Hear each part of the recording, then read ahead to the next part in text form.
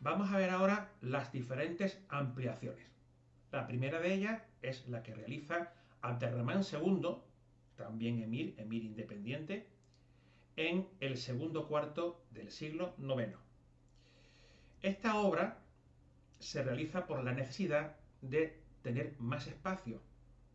Recordemos que en un primer momento la inmensa mayoría de la población, no ya de Córdoba, sino del Andaluz, es cristiana. Son mozárabes, cristianos que viven bajo dominio del Islam.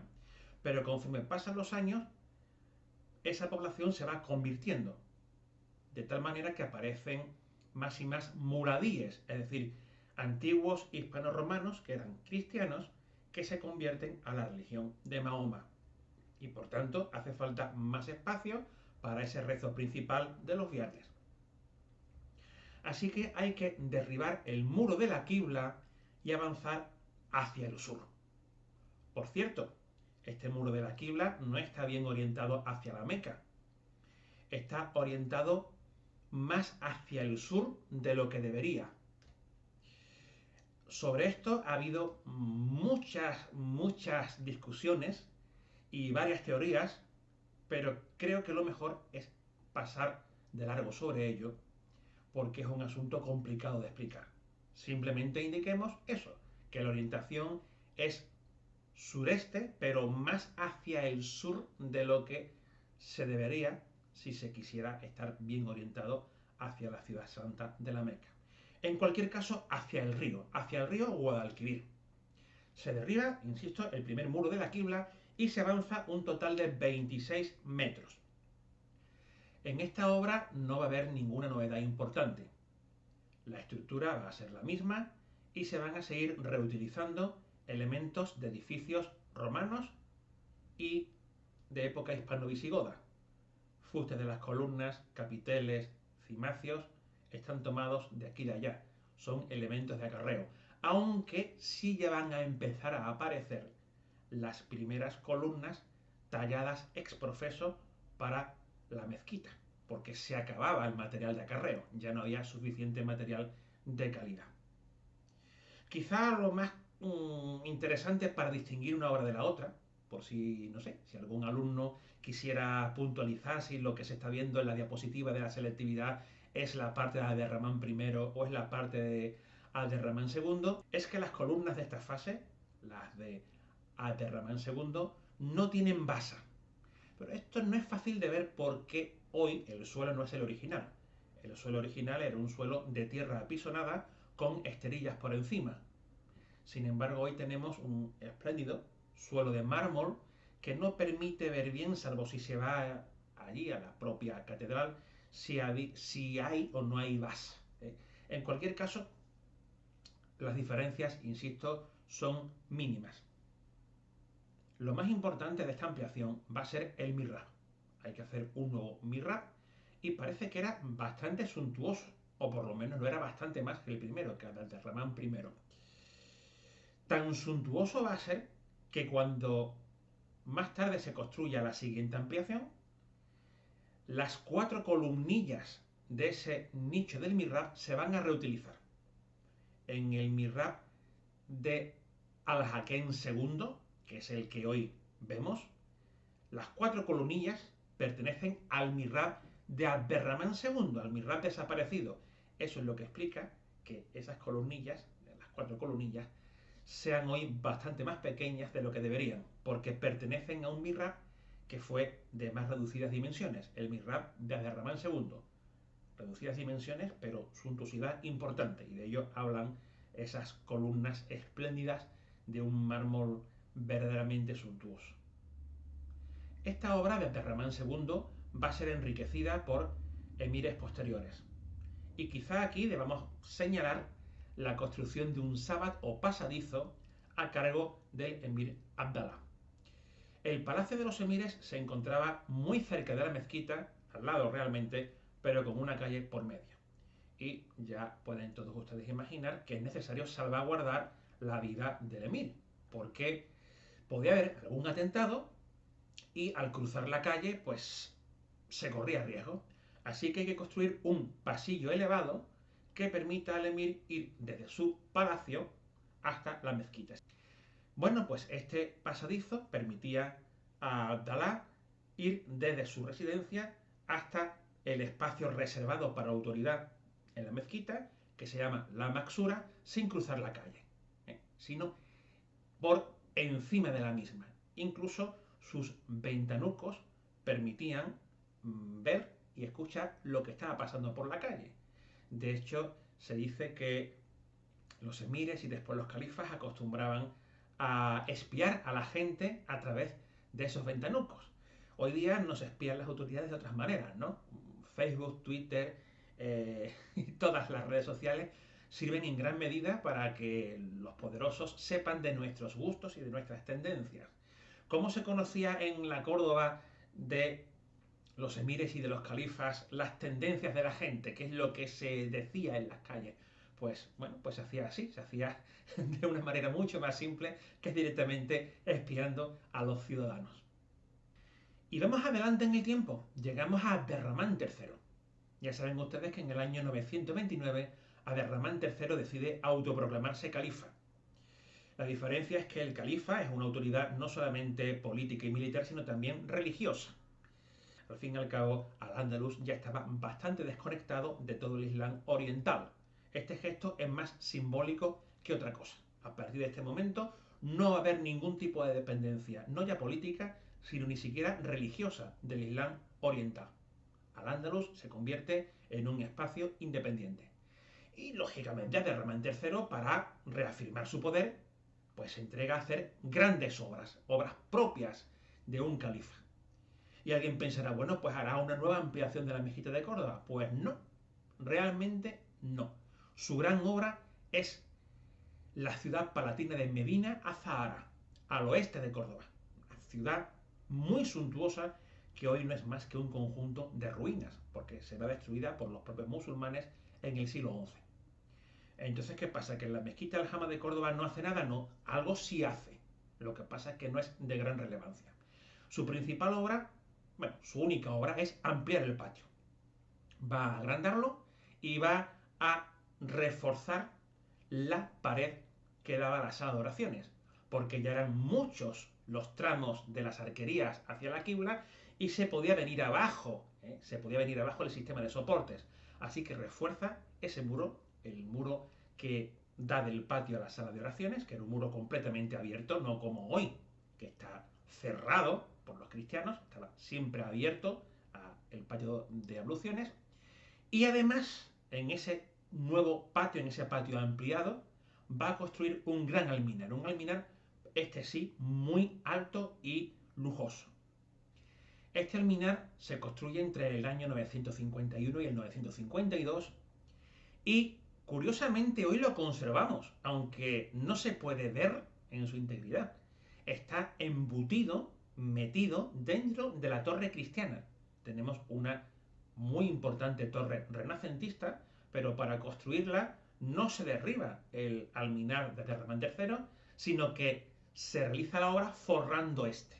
De tal manera que si hoy entramos en la torre cristiana para subir, podremos ver algunos elementos de ese alminar, incluidas sus ventanas, que eran ventanas dobles, como podemos ver en esta imagen, y también sus espacios de ascenso y descenso, porque tenía dos vías, una para subir y otra para bajar.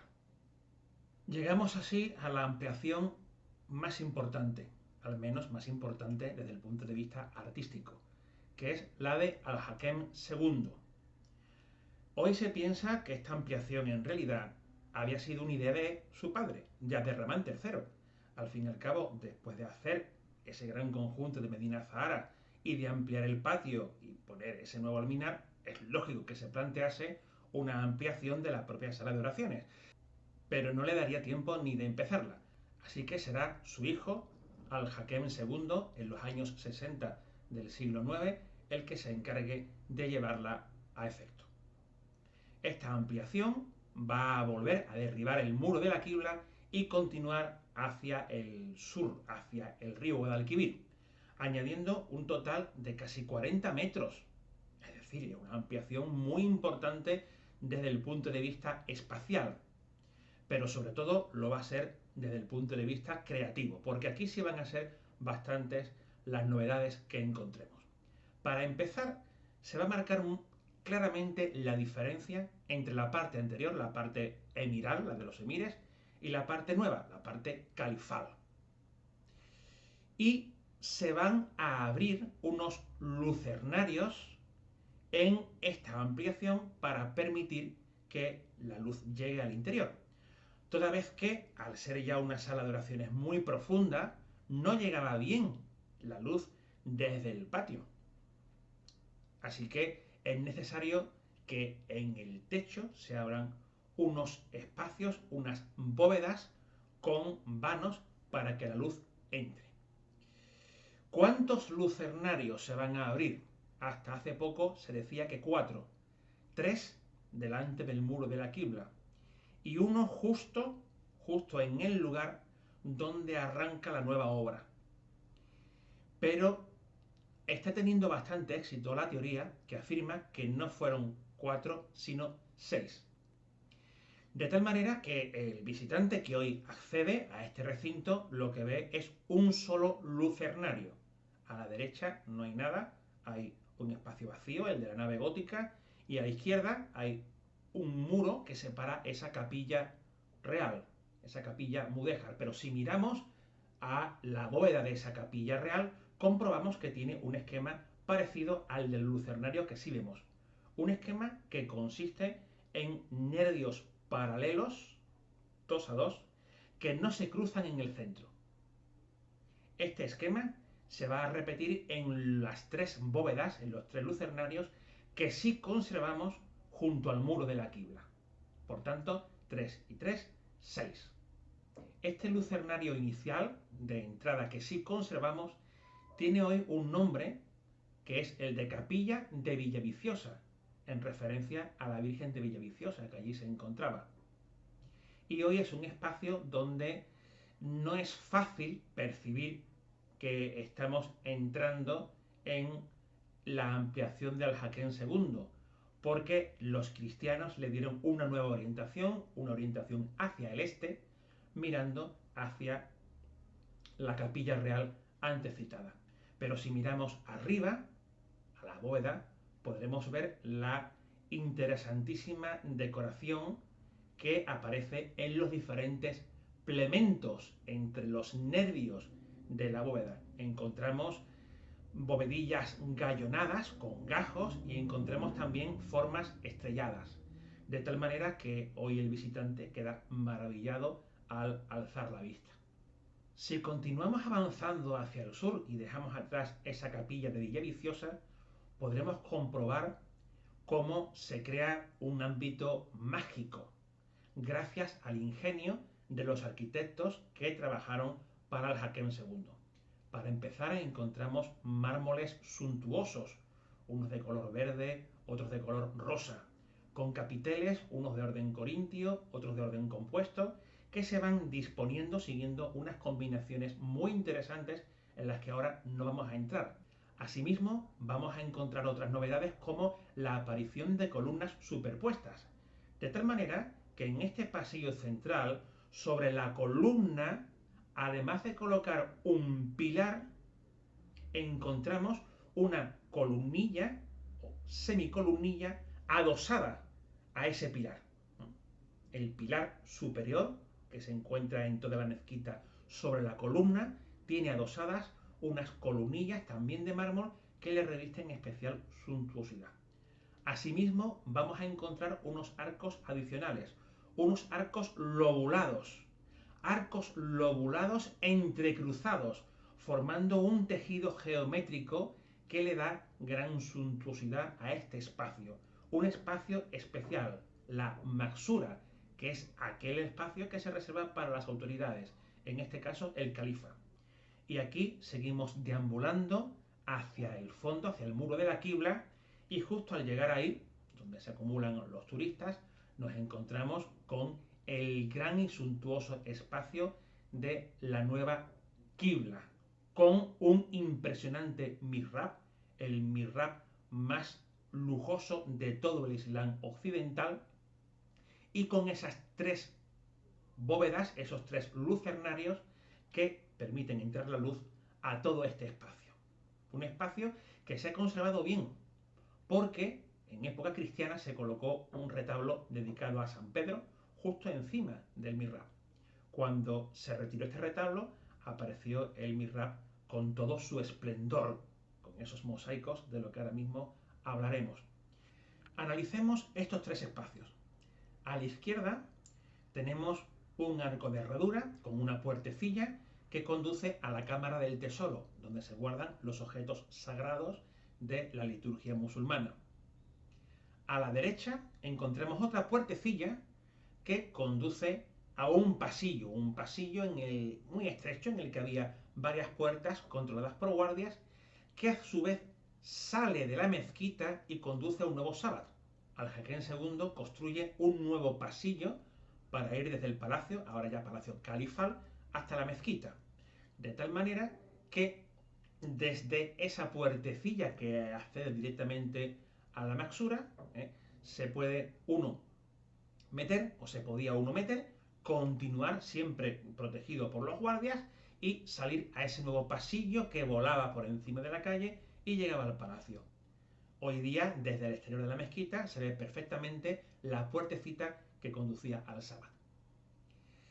En ambos casos, el frente se decora de una manera lujosa y las bóvedas presentan el esquema que antes decíamos de nervios paralelos que no se cruzan en el centro. Pero sin duda ninguna, el espacio más importante es el que se encuentra justo delante del nicho del mihrab. La bóveda es un auténtico prodigio de toda la arquitectura islámica. Su diseño es más complejo y presenta, justo en ese espacio que dejan los nervios que no se cruzan en el centro, una forma gallonada con gajos que suscita nuestra admiración. Todo ello se recubre con mosaicos, espléndidos mosaicos que vienen de Bizancio.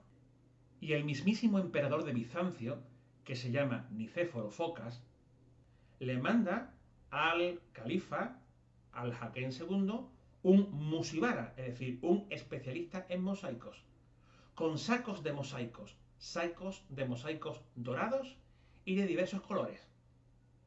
Esta técnica del mosaico estaba maravillosamente desarrollada en Bizancio, como herencia del mundo romano. Recordemos el interior de Santa Sofía de Constantinopla, que presenta unos mosaicos increíbles. Las iglesias bizantinas, las buenas iglesias bizantinas, están llenas de mosaicos en los que el color que predomina es el color dorado, que con los reflejos de la luz del sol produce ese ambiente tan particular que para la estética bizantina tiene unas connotaciones filosóficas muy grandes. Las connotaciones del neoplatonismo, que afirma que la luz dorada y reverberante nos conduce hacia Dios. Bueno, pues justamente son esos los mosaicos que trae el musibara, sacos con teselas, con las piececitas que han de ser colocadas. Y aquí en Córdoba recibe la ayuda tanto de esclavos cristianos como de artesanos musulmanes. Y bajo la dirección de este musibara van a recubrir toda esa bóveda más el frente del mihrab con mosaicos. ¿Mosaicos de qué estilo? ¿Son bizantinos? A ver, la técnica es bizantina. Evidentemente el color dorado es algo propio del mundo bizantino. Pero luego los elementos que van a aparecer son elementos islámicos.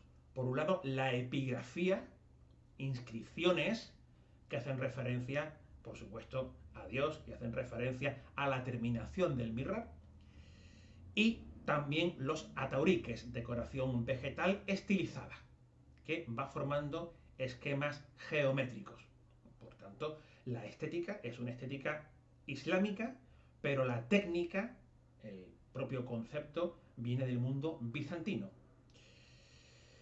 Si miramos al propio nicho del mihrab, encontramos de nuevo esa decoración suntuosa de mosaicos y un hueco que hoy pues está vedado al acceso del turista. No podemos entrar dentro del nicho del mihrab. Yo sí lo hice cuando era pequeño, en aquellos tiempos se podía. Y la verdad es que es una pena que hoy no podamos, porque si nos metemos en el nicho y miramos para arriba, nos encontramos con una magnífica venera, una gran concha hecha en yeso. Nada hay parecido en todo el Islam occidental. Y desde luego la referencia vuelve a ser el mundo tardoantiguo. La concha, la venera, como elemento decorativo propio del mundo clásico. Si salimos de ese nicho y seguimos mirando la decoración del mihrab, tenemos que reparar en las columnitas, en las 4 pequeñas columnitas. Recordemos que son las del mihrab anterior, las del de Abderramán II, por eso su reducido tamaño en este contexto. Y a los lados de esas columnitas unas magníficas placas de mármol con decoración de ataurique, con una calidad de talla que solamente es comparable a las maravillas que se habían hecho en Medina Zahara con Abderramán III. Por cierto, no hemos dicho nada sobre la techumbre de la mezquita, solamente dijimos que era de madera. Efectivamente, estaba integrada por paneles de madera ricamente labrados. Lo que pasa es que la inmensa mayoría se han perdido. Si hoy entramos, veremos que son tallas nuevas, son reposiciones. Pero en el patio conservamos todavía algunas de las vigas originales que estuvieron en esta mezquita. Por otra parte, esta reposición que hemos dicho, esta restauración, la vemos solamente en la parte más antigua de la mezquita, es decir, la de Abderramán I, Abderramán II y Al-Hakem II, porque la siguiente ampliación, de la que hablaremos luego, la ampliación de Almanzor, conserva las bóvedas de yeso barrocas que harían mucho más tarde los cristianos. Asimismo, hemos de señalar que en esta época del Al-Hakem II se realiza una importante serie de obras pictóricas en los muros del interior, de las que apenas nos han llegado restos, pero sí lo suficientes como para vislumbrar que en su momento, en el siglo IX, la visión del interior sería bastante distinta de cómo lo contemplamos hoy. Asimismo, tenemos que recordar que se harían nuevas puertas de la mezquita para la ampliación. Esas puertas las conservamos solamente parcialmente. En algún punto del interior de la actual catedral vemos restos de esas puertas que hoy se encuentran integradas en la gran ampliación de Almanzor. Y precisamente de eso vamos a hablar ahora, de la ampliación de Almanzor. Almanzor no fue un califa, Almanzor fue el gran visir del califa Hisham II. Está considerado Almanzor como una especie de dictador. Fue un personaje que adquirió mucho poder y que además mantuvo en jaque a los cristianos. De hecho, se fue hasta Santiago de Compostela, asaltó la ciudad, cogió las campanas de la catedral y se las trajo a Córdoba para utilizarlas como lámparas de la mezquita Aljama.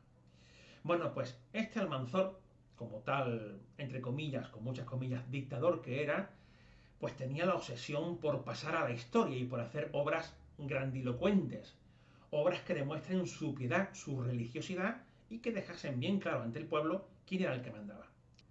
Ampliación que no se puede realizar hacia el sur porque ya ahí está el río Guadalquivir. Tampoco se podía realizar hacia el oeste porque al oeste está el palacio del califa. Tiene que ser hacia el este.